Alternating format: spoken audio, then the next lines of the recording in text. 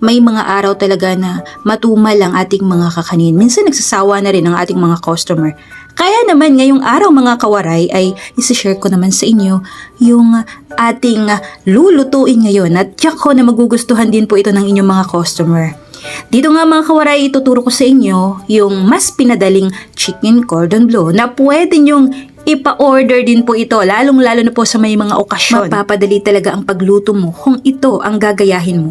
At dito nga ay bumili ako ng chicken breast. At nabili ko nga po ito sa halagang 260. Marami na po tayong maluluto. Sa halagang 250 ay marami na ring makakakain ito. At isang bilao na ang mapapa-order mo.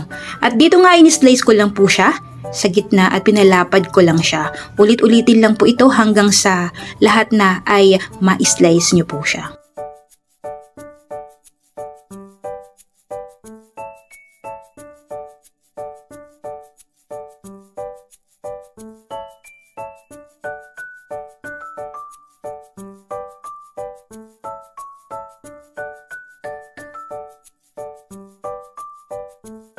At para lalong lumapad ito, pipit-pitin po natin siya.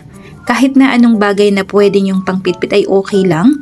At magsapin lang kayo ng plastic kung wala ay cling wrap. Basta malinis lang siya.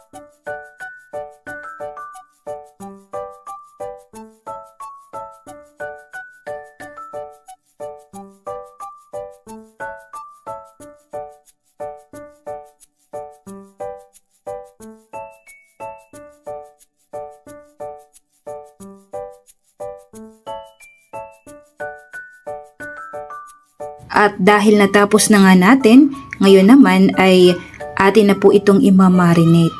Dito ay gumamit nga lang po ako ng bawang at sibuyas. Yun lang po ang ating pang-marinate. At syempre gusto kong espesyal ang ating chicken cordon bleu. Maglalagay din po tayo dito ng ating lemon. Pero kung wala mga kawaray, pwede na ang kalamansi. Pang-marinate lang naman po ito. Syempre naglagay din po tayo dito ng tuyo, paminta, at maglalagay tayo syempre ng asukal para nandun yung tamis. Manamis-namis talaga siya. So, i-marinate lang po natin ito ng 3 hours para talagang manuot ang lasa. Or kung gusto niyo naman overnight, diba? Dahil nandun na talaga ang lasa niya. At optional lang, maglalagay kayo ng magic sarap mga kawaray, no? Para hindi naman yung iba baka allergy sa magic sarap, pwede namang wag nyong lagyan. So, ganyan lang. At pwede nyo pong lagyan po ito ng oyster sauce para mas masarap din siya. So, yun lang. At imamarinate natin ng 3 hours. Sa akin kasi 3 hours lang. Pero, depende sa inyo kung gusto nyo talaga manuot ang lasa, gawin nyo pong overnight sa inyong ref. So, after 6 hours, ay, ayan na. Pabalutin na po natin ito sa foil. Sa mga magluluto nito mga kawaray, ang ginawa ko dito ay foil po siya. Bis na tatalian ko siya, foil na lang po ang ginamit ko para hindi na po ako mahirapan pa. At naglagay na din po ako ng sweet ham. Depende sa inyo kung ano ang gagamitin nyo. Basta may ham po kayong ilalagay. At hindi mawawala ang ating Eden cheese. Dahil ito po ang pangpasarap din sa ating chicken cordon bleu. At dito nga po ay inilagay na po natin sa ating foil. Binalot na po natin ito. So ganyan lang, walang kahirap-hirap. Kahit pagprituhin mo po ito ay kahit saglit mo lang prituhin ito. Basta napaistima na natin ay hindi po mahihilaw ang ating chicken cordon bleu. Ang kainaman naman po sa ating pagluto ng ganitong procedure ay hindi talaga tayo mahihilawan ng chicken cordon bleu. Hindi tulad ng piprituhin po natin agad kapag katapos nating i-marinate, prituhin agad. At mayroon pong tendency na mahihilaw po ang gitna, lalong-lalo na po ang ham, hindi po siya maluluto. Kaya ito pong procedure ko ang ginawa ko dahil gusto ko na lahat ay maluto kahit sa gitna and then ang ating cheese matunaw po siya agad. So ayan, nabalot na nga po nating lahat ito. Ngayon naman ay ipapa-steam na po natin siya para mabilis po ang ating pagprito mamaya at hindi na tayo magtagal at hindi na rin po masunog ang ating breadcrumb kapag tayo ay magpiprito na nito. So ayan, 30 minutes ang ating pagpapasteam nito mga kawaray. Kapag ang inyong tubig ay kumukulo na, tsaka nyo po isasalang itong ating binalot na chicken cordon bleu. So ganyan lang, napakadali lang, 30 minutes nyo lang po itong paiistiman. Once na okay na, hanguin na po ito at luto na po siya. Kahit na yung loob niya ay luto na, kaya naman kapag prituhin na po natin ito ay hindi na kayo mahihirapan pa at papalpak sa pagluto nyo ng chicken cordon bleu. At dito nga sa ating pagprito nito ay kakailanganin natin ng all-purpose flour, syempre. At meron po tayo ditong mga breadcrumb. Ayan, napapansin nyo, luto na nga po siya, di ba? So, 3 lang po ang una kong niluto dito dahil yung iba ay, syempre, para sa kinabukasan naman po yun. At dito ay gumamit nga po tayo ng itlog. Sa mga walang itlog, ay depende na po sa inyo kung paano kayong magluluto.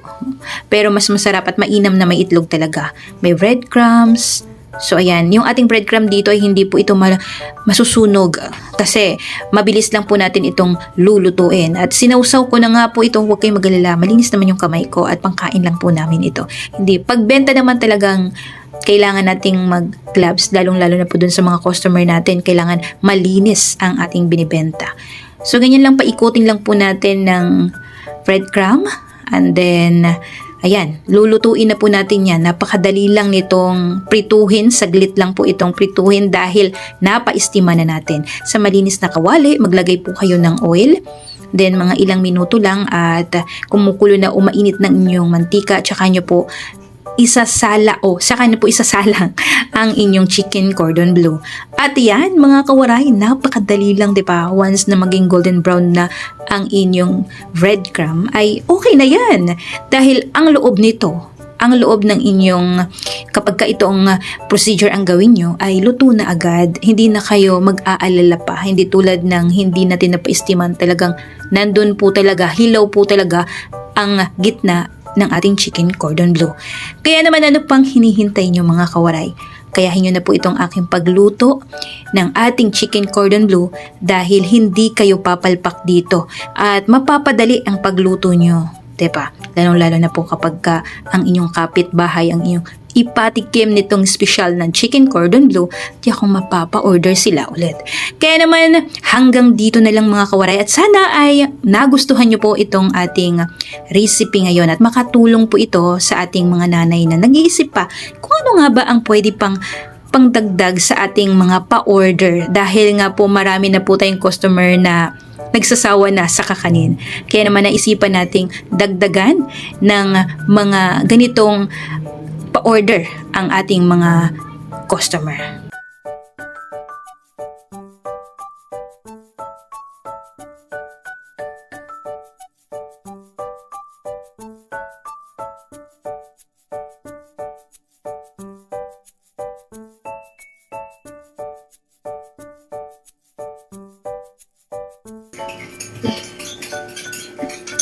Tapos bigyan mo si Inan. Ang sarap naman nito. Sobrang sarap. Baka pag binenta to, 1,000 to.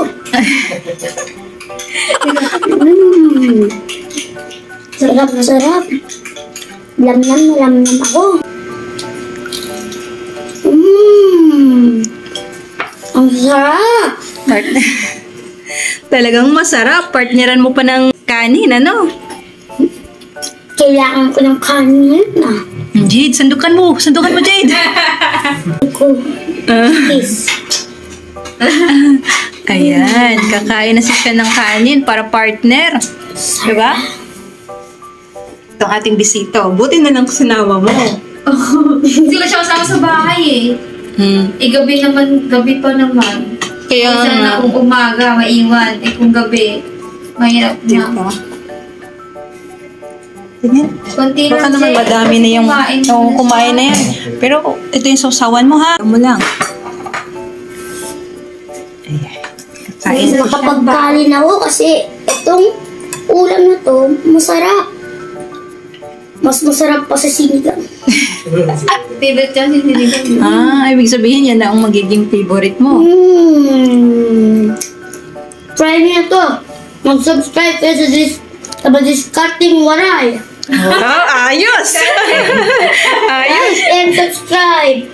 Para kami, ba't ano na eh. Makakatikim ka ng masarap na ulam kay madiskarting At waray. syempre, hindi ko talaga palalampasin na magpasalamat sa ating mga subscribers, sa ating mga nanunood.